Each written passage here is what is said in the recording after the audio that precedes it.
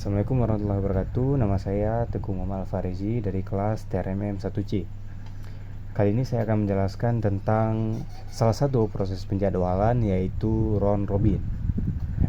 Round robin di sini merupakan salah satu proses penjadwalan yang dimana cara kerjanya itu menggunakan sistem time sharing atau pembagian waktu secara adil, yang dimana setiap proses itu diproses menggunakan pembagian waktu yang telah diberikan menggunakan kuantum yang telah diberikan dalam sistem tersebut. Contohnya pada contoh di sini adalah round robin dengan kuantum 4. Maka setiap proses P1, P2, P3, P4 dan P5 akan dibagikan waktu secara adil dengan masing-masing melalui proses 4. Nah, jadi di sini terlihat bahwa P1 burst time-nya merupakan 4, P2 9, P3 6, P4 5, P5 3. Burst time di sini merupakan waktu proses, waktu yang diperlukan untuk memproses. Jadi P1 waktu prosesnya sama dengan 4. Nah, kita lihat pada gancarnya. Di sini masing-masing dari round robin ini merupakan masing-masing dari proses ini saat tibanya merupakan 0. Maka dia tidak ada waktu tiba yang berbeda-beda. Nah, pada gancarnya maka P1 karena tidak ada waktu tunggu atau waktu yang masuk, karena waktu masuk sama dengan 0, maka dimulai dari P1 terlebih dahulu. P1 waktunya sama dengan 0. Dia tidak memiliki waktu tunggu karena dia yang pertama diproses, maka burst time-nya sama dengan 4. Maka P1 diproses sebanyak 4, maka dia habis. Dia pas dengan kuantum yang telah diberikan. Maka dilanjutkan dengan P2. P2 masuk. Dia memiliki burst time sama dengan 9. Nah, di sini 9. Maka seperti penjelasan tadi, P2 akan diproses sebanyak 4. Ini 4 sampai 8 diproses. Maka dari 9 tadi dikurangin 4, maka P2 masih memiliki sisa proses, yaitu sebanyak 5. Nah, karena round robin seperti ini, maka setiap proses diberi jatah 4, maka akan lanjutkan ke proses yang ketiga. Proses ketiga memiliki burst time sama dengan 6. Maka dengan kuantum 4, dia akan berjalan sebanyak 4 proses, dari 8 ke 12. Nah, di sini karena P3 burst time-nya 6, maka dia memiliki 2 proses lagi ya. Jadi 6 dikurang 4 proses yang telah dilalui tadi sama dengan 2. Selanjutnya akan diproses dengan P4. P4 di sini burst time-nya sama dengan 5, maka dia akan jalan seperti yang tadi, kuantumnya 4. Jalan 4, maka 5 dikurang 4 sama dengan 1. Maka masih tersisa 1 ya. Nah, selanjutnya P5 3, maka dia akan jalan sebanyak 3. Tidak ada hambatan dan tidak ada proses lain yang menunggu, maka dia sudah habis nih. Ini sama dengan P5 down. Nah, karena P2 memiliki waktu yang tersisa prosesnya sama dengan 5, maka akan dilanjutkan ke sini lagi, diulang lagi, maka dia akan ditambahi prosesnya. Karena dia 5, sedangkan kuantum sama dengan 4, maka 5 dikurang 4, dia masih tersisa 1 proses lagi.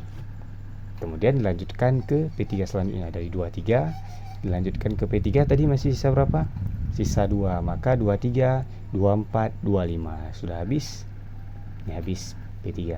Selanjutnya dilanjutkan dengan P4, sisa P4 sama dengan 1, 25 ke 26 sama dengan 1 P4.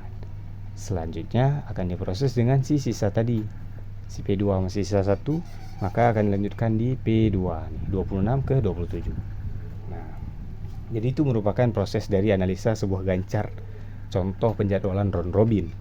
Nah, dari sini kita akan mendapatkan sebuah waiting time yang sebelumnya tidak terjelaskan pada soal. Waiting time si P1 itu merupakan 0. Kenapa 0? Karena waiting time ini, Kenapa 0? Karena dia tidak memiliki waktu tunggu dan tidak memiliki proses untuk menunggu proses lain dikerjakan, karena dia merupakan pelaku atau proses pertama, maka dia hasilnya 0. Nah, sedangkan P2 dia harus menunggu P1 untuk diproses terlebih dahulu. Maka waiting time dia adalah setelah selesai P1 sama dengan 4. Ini 4 proses ditambah, karena dia memiliki P2 itu memiliki 9 burst time. Dia akan terbagi-bagi setiap 4, maka dia akan mendapatkan 3 proses. 3 kali pemutaran, 3 kali round gitu. Maka pertama dia merupakan 4 waktu tunggunya, maka selanjutnya akan diproses proses lain dulu, maka timbullah jadwal dia kembali P2. Dia setelah menghabiskan waktu tunggu memproses itu 19. Maka dari 19 ke proses setelah yang pertama tadi dari 8 dikurangilah untuk mendapatkan waktu tunggu P2 yang kedua. Sedangkan P2 pertama itu waktu tunggu 4, P2 yang kedua mulai dari selesai proses P2 itu ditunggu kembali untuk mendapatkan P2, maka 19 kurang 8. 4 ditambah 19 kurang 8. Nah, karena P2 belum selesai, dia ada proses satu lagi. Nah, di proses satu lagi ini dihitung juga untuk mendapatkan jatah dia kembali, dihitung setelah proses P2 yang kedua. Dihitung dari P3 sampai P2, maka mendapatkan hasil dari 26. Nah, dikurang 23. Nah, jadi total dari waiting time P2 sama dengan 18. P3 begitu juga. P3 dia tunggu dari P1, P2 dikerjakan terlebih dahulu, maka dia dapat hasilnya sama dengan 8. Karena P3 juga memiliki burst time yang perlu diproses akibat kuantum tadi, maka dia masih tersisa 2, maka dia akan diproses ke selanjutnya, ronde selanjutnya gitu. Maka hasilnya adalah 23 waktu tunggunya tadi dikurangi 16. Hasilnya sama dengan 21. 12 tambah 25 kurang 16 sama dengan 21. Nah, sedangkan P5 itu waiting time-nya 16. Kenapa? Karena dia sudah habis. Burst time hanya 3 dan tidak terbagi lagi oleh kuantum. Nah, gitu. Nah, jadi setelah itu maka kita akan menghitung average waiting time atau rata-rata waktu tunggu. Nah, jadi rata-rata waktu tunggu ini ditambahkan dan dibagi kepada pelaku-pelaku atau proses yang ada. Jadi rumusnya adalah semuanya waiting time dibagi dengan 5 proses ini. 0 ditambah 18 ditambah 19 tambah 21 tambah 16 dibagi 5. Maka 74 dibagi 5 sama dengan 14,8. 14,8 merupakan average waiting time, rata-rata waktu tunggu. Nah, selanjutnya kita akan mencari turn around time atau yang disingkat dengan TAT. Turn around time. Nah, rumus turn around time adalah waiting time atau waktu tunggu ditambah dengan burst time tadi di sini. Bisa lihat di sini ada waiting time 0, maka 0 P1 waiting time-nya 0 ditambah dengan burst time-nya 4. 0 tambah 4 sama dengan 4. P2 begitu juga, waiting time-nya 18 ditambah dengan burst time-nya di sini 9. 18 tambah 9 27. P3 begitu juga, 19 tambah 6 21 tambah 5 untuk P4, P5 16 tambah 3 sama dengan 19. Mereka akan dijumlahkan, lalu dapatlah rata-rata semuanya dan dibagi kembali.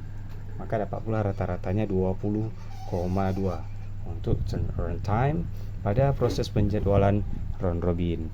Mungkin itu saya penjelasan dari saya. Mohon maaf apabila terjadi kesalahan. Saya Giri. Assalamualaikum warahmatullahi wabarakatuh.